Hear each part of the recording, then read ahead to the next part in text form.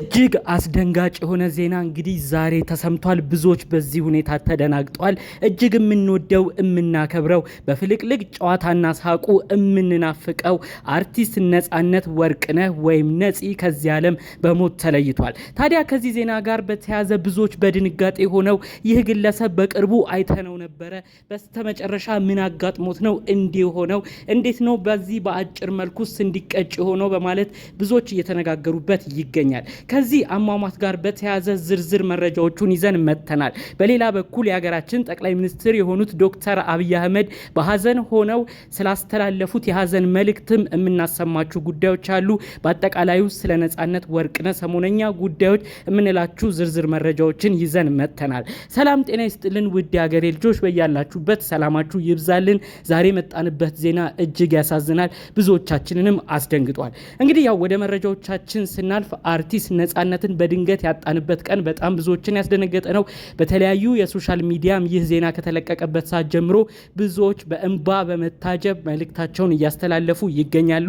ከዚህ ጋር ተያይዞ ታዲያ የሀገራችን ባለስልጣናት ከሆኑት መካከል እንግዲህ የተለያዩ አካላቶች የሀዘን መልእክት እያስተላለፉ ነው። በግንባር ቀደምነት ደግሞ የሀገራችን ጠቅላይ ሚኒስትር ዶክተር አብይ አህመድ የ2016 ዓመተ ምህረት እንግዲህ ነጻነት ባለስልጣናቶችን ሰብስቦ የአዲስ ዓመት ፕሮግራም ላይ ያው የተለያዩ ጨዋታዎች ፕሮግራሞች አድርጎ ነበረ።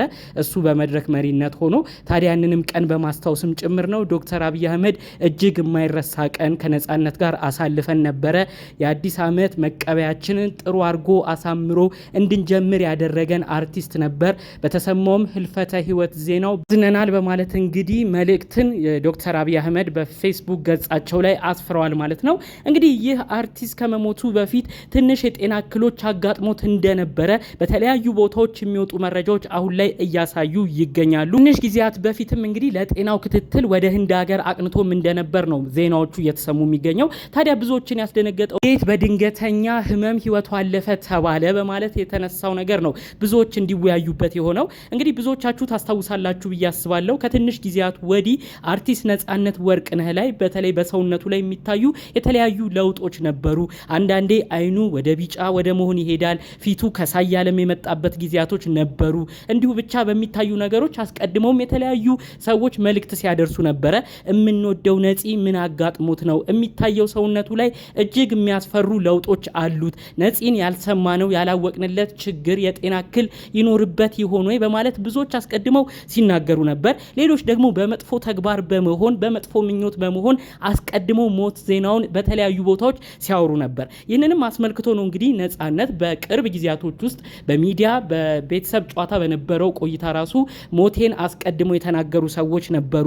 ወዳጆቼ ዘመዶቼ ደንግጠው ነበር። እኔ ይኸው በህይወት አለሁኝ።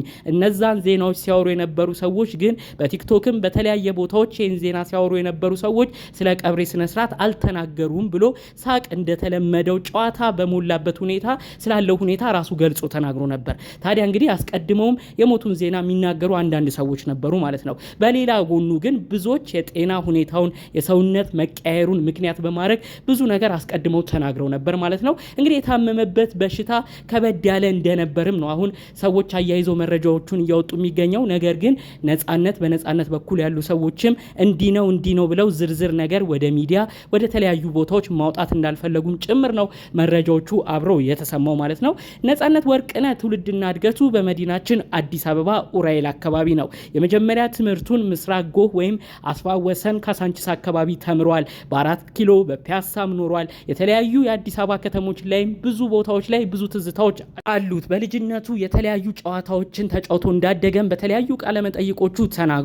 እናትና አባቱ በህይወት እንደሌሉ ነገር ግን በአያቱ እጅ ተንቀባሮ እንዳደገ እኔ የአያቴ ልጅ ነኝ የአያቴ ግርፍ ነኝ በማለት ጭምር ስለራሱም በተለያዩ ቦታዎች ሲገልጽ ተመልክተነዋል። አሁን ላለበት የተለያዩ የጨዋታ የንግግር አዋቂነቶቹ ዋነኛ ምክንያት የአያቱ አስተዳደግ እንደሆነም ጭምር ከዚህ በፊት በነበሩት ቃለ መጠይቆች ሲናገር ቆይቷል።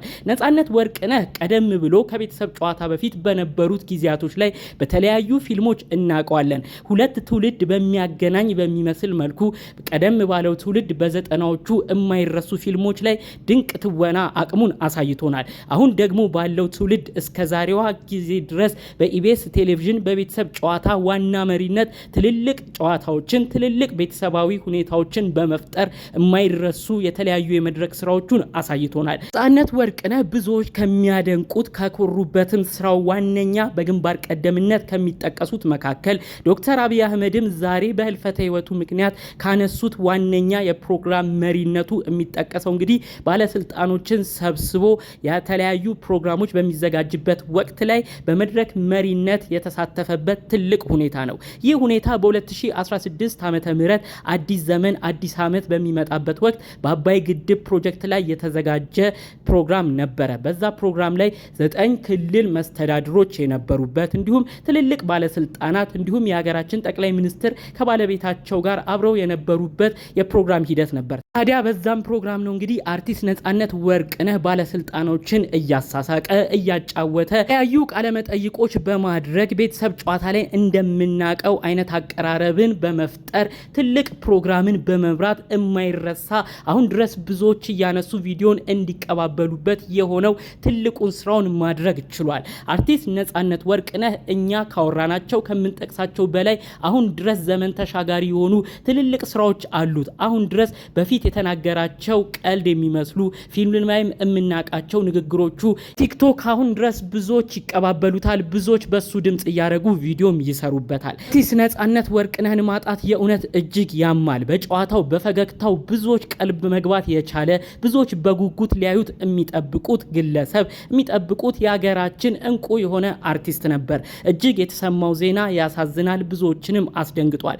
አርቲስት ነጻነት ወርቅነህ በህይወት በነበረበት ጊዜ እጅግ ከሚወዳት ከሚያከብራት ባለቤቱ 3 ልጆች መውለድ የቻለ ግለሰብ ነው። 3ቱ ልጆቹና ባለቤቱም የሚኖሩት አሜሪካን ሀገር እንደነበሩም ከዚህ ቀደም በነበረው የተለያዩ ቃለ መጠይቆቹ ላይ ተናግሯል። ከባለቤቱ ጋር የተገናኘበትን አጋጣሚም ሲያወሳ እንዲህ ይላል። በቤቴ ዩኒቲ ስትማር እኔ ደግሞ ሳውደለድል እያለ ከዚህ በፊት በምናቀው ፌዝ በተሞላበት ሳቅና ጫዋታው እያዋዛ ከባለቤቱ ጋር የተዋወቀበትን ጉዳይ ይገልጻል። እሷ ተማሪ ያለች እኔ በተለያዩ ቦታዎች ስዘዋወር በዛው ተዋወቅን። ሰፈራችንም ብዙ አይራራቅም ነበረ።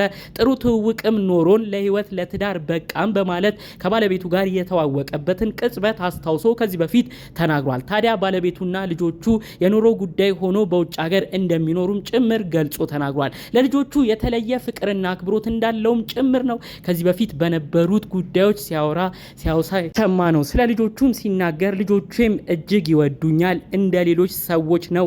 ነጻነት ወርቅነህ ኤፍቢአይ እያሉ ሁሉ ይጠሩኛል፣ በሌላ በኩል ዳዲም ይሉኛል እያለ ስለ ልጆቹና ስለሱ ስላሉት ግንኙነቶች ሲያወራም ተመልክተናል። እጅግ ያሳዝናል። እጅግ ብዙዎችን አስደንግጧል። የምንወደውን አርቲስት አተነዋል። ከመጨረሻም ለወዳጅ ዘመዶቹ እንዲሁም ደግሞ ይህን ዜና ሰምተው እጅግ ለተደናገጡት፣ ለሚወዱት፣ ስራውን ለሚያከብሩት ለመላው ኢትዮጵያ ሕዝብ የእውነት ከልብ የመነጨ መጽናናትን በመመኘት የዛሬን መረጃዎችን እዚህ ጋር አበቃለሁ። በሌሎች ጉዳዮቻችን እስክንገናኝ ሰላሙን ሁሉ ተመኘውላችሁ።